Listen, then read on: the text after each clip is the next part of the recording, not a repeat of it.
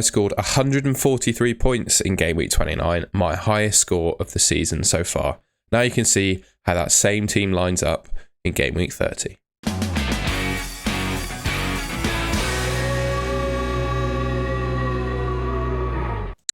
Okay, so starting off with my goalkeeper and defenders, I've got Kepa in goal.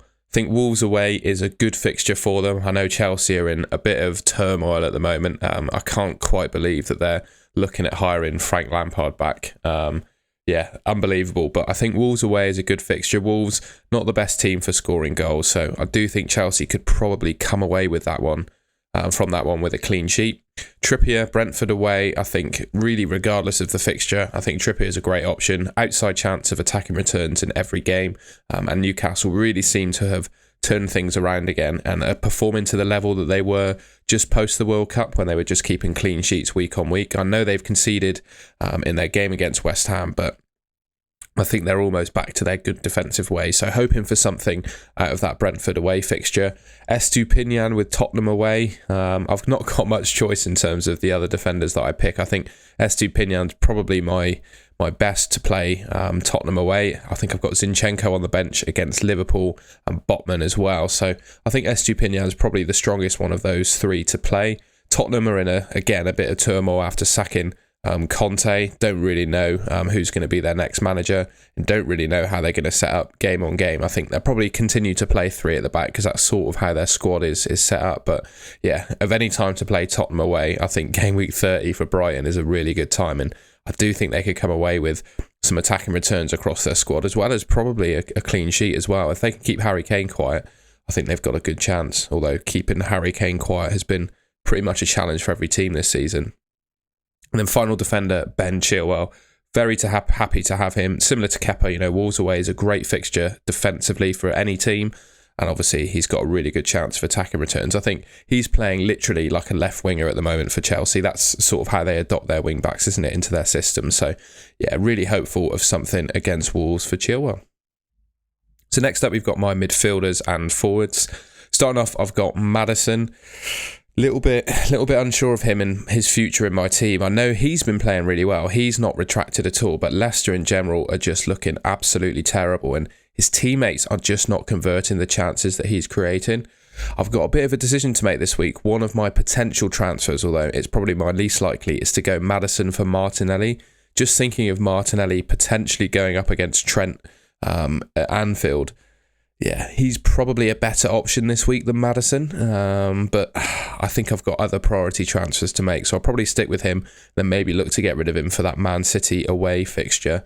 Rashford at the moment is my captain, but that depends on whether I transfer in Erling Haaland. But yeah, he's got the top expected points for any player in my team. Everton at home is a good fixture, although Everton, historically anyway, do seem to perform well at Old Trafford. So it's an interesting one to see how that game will actually go. But I've gone for Rashford as my captain so far. Saka, I didn't sell him in game week 29 like a lot of players. And to be honest, I think I got away with it given that Bruno didn't really do anything in game week 29. So yeah, really happy to have Saka for game week 29 and, game week 30 and 31. And obviously I'll be free hitting in 32. But, Southampton at home is a great fixture there. So very happy to have Saka. Mitoma, he's just a great option. I think against pretty much any opposition, he can do something. So especially Tottenham at the moment, given the situation that they're in, very happy to have him. I do have March on my bench, and I've really got a tough decision. Does March come in for any of these players? I mean, potentially could come in for Maddison, but then Maddison with Bournemouth at home, new manager, bit of bounce. There could be some goals for Leicester in that game. So it's a really tough one. And I've gone with those four at the moment, benching Solly March. Harry Kane, Watkins and Tony, my front three. Tony could make way this week for Erling Haaland, but it all depends on that all-important update from Pep Guardiola, where he probably won't tell us anything. So hoping there might be some journalists or people with some insider information that give away a little bit more about Erling Haaland's fitness and whether he's going to play at the weekend. But yeah, Harry Kane, he's going to be in my team for the rest of the season, I think, pretty much. He's a very, very solid option. Second highest scoring player now in FPL, I believe. And yeah, he's almost caught up with Erling Haaland, just given he's stayed fit all season and just consistently banged in goals. And yeah, that's what you can get from Harry Kane, really. Just consistent returns week on week. And I know Brighton at home is a tough fixture for them, but he seems to just be able to pull out returns pretty much every week. So quite happy with him. Ollie Watkins has been a bit of a legend in terms of FPL this season. I know he's very popular, but yeah, he scored, 4 or 5 game weeks in a row now, and I don't see that stopping against Forest at home. So very happy to have him in my team. And then Tony, he's on 9 yellow cards, so that ban is coming very soon. The decision has to be made by me. Do I get rid of him for Erling Haaland this week? I can afford to make the transfer. It's just whether I have enough information to suggest that Erling Haaland's going to play. But yeah, Tony to Haaland is looking like my most likely transfer this week. But that could all change depending on some team news. And then that's the full squad. Just to cover the bench, really, I've got Raya on my bench. I think playing Newcastle, I think that's a worse fixture than Kepa has playing Wolves away. So I've gone with Kepa as my starting keeper. As I said, I've got a real headache with March as to whether he plays ahead of Maddison. I think I'll be making that decision or leaving it right down to the wire on the deadline stream on Saturday morning. And then Zinchenko and Botman. I just think the 3 defenders I've started are probably better than Zinchenko and Botman. I know Zinchenko's got 4 expected points, which is slightly higher than Estupinian, but I just see Liverpool scoring in that game. I don't see any chance that Arsenal really keep a clean sheet, especially at Anfield. I think Liverpool might not win the game, but I do think they're going to score, whereas Brighton could foreseeably keep a clean sheet against Tottenham. You know, the way they dominate possession and the way Tottenham like to sit off, I do think they could probably keep a clean sheet there. So I've gone with Estupinian ahead of Zinchenko and Botman. But yeah, that's my team. A real headache there, having Solly March. So now on to the all-important captaincy decision this week.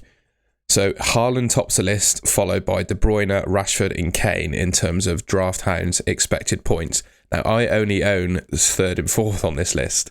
And the big question, obviously, is can we bring in Erling Haaland this week? I think if we get any concrete news that Erling Haaland is fit and likely to start against Southampton, I think I'll be transferring him for Tony and giving him the armband. If he's not and I'm unsure, I might still bring him in, but I think I'll be leaving the captaincy armband on Rashford.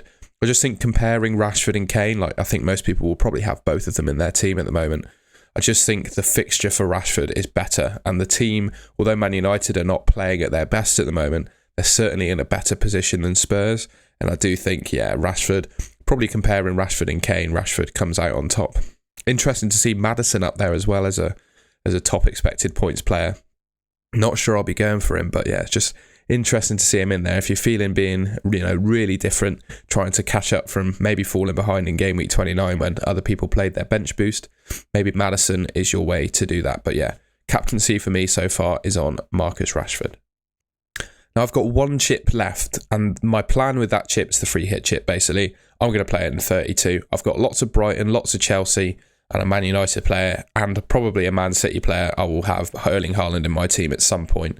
So I think it makes sense for me to play that chip in game week 32, given that my team is already well set up for the doubles in 34, 36 and 37. I'm just going to be nailing that free hit chip in game week 32 like most players. It's the one I've got left, and I just thought I'd share my chip strategy going forwards. So next up, I've got a few players that I think you could consider bringing into your team for game week 30. First up, I've got Erling Haaland. Now, I personally expect him to be back fit and ready to play in game week 30. But the question is, will he? Man City have got Bayern Munich in the Champions League midweek. So the question is, is he going to be risked against Southampton for potentially a more important game against Bayern midweek? I think, we'll have to keep a watchful eye on any predicted lineups and team leaks.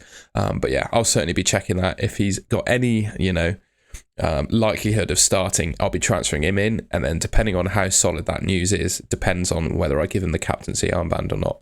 But just in general, he's got potential to break the FPL point scoring record this season and the goal scoring record in the Premier League. He's got the highest expected points for game week 30 and 31. And I think, if you get any news that he's fit and going to play in either of those weeks, he's absolutely essential if you're going to free hit in 32. My next player is one I've already got in my team, but I know a lot of people would have sold him for Bruno Fernandes in 29, and that's Bukayo Saka. Now, he unfortunately also missed game week 29 due to recovering from an illness that he must have picked up on international duty, but I think simply the fact that he was on the bench for 29 suggests, he's going to be fit and ready for game week 30 and probably going to start.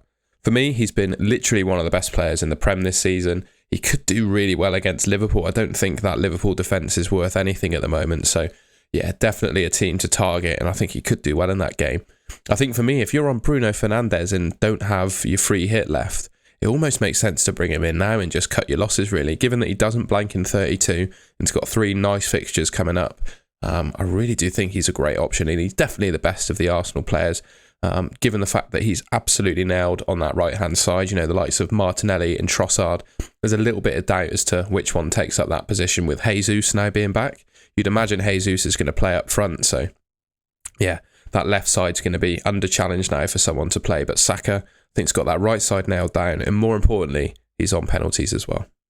And the final player I'm eyeing up is Mo Salah. I can't quite believe his ownership at the moment only being 17% in the top 10k. Given, yeah, if we were at this stage last season, I wouldn't even be featuring Mo Salah because he's just so obvious that you needed him in your team. But for me, he seems to be able to score goals against pretty much anyone, right? He's just scored against Man City at the Etihad in game week 29. And I say Arsenal, without Saliba in their defence, they definitely look weaker. They conceded against Leeds, for example. So, you know, it goes to show that pretty much any team can score against them at the moment. And I think for me, given, you know, Leeds away in 31, Forest at home in 32, which most teams have a blank in, well, some teams, sorry, have a blank in, he's a really good captaincy shout in 32 as well. So, yeah, if you're looking to spend a transfer and want to be, well, not differential, he's 17% owned. He's not like a tiny ownership, but still, I think he's a great option. And if you're looking to gain rank, I think Salah could help you do that. And I don't see a problem with him being able to score against Arsenal. And then looking at those Leeds and Forest fixtures, West Ham, Spurs after that, they're pretty good. And I know Liverpool defensively have been really poor, but they haven't really struggled. I know they just drew 0-0 with Chelsea, but that's always a bit of a cagey game, that one. They scored against Man City, and I don't think they'll have a problem scoring in the next few fixtures. And that's the end of the video. I hope you enjoyed it, or at least just found it useful having a look at my thoughts and my team going into Game Week 30. If you enjoyed it, please leave a like rating and subscribe to this Golden Goal channel, and I'll be back again with another video soon.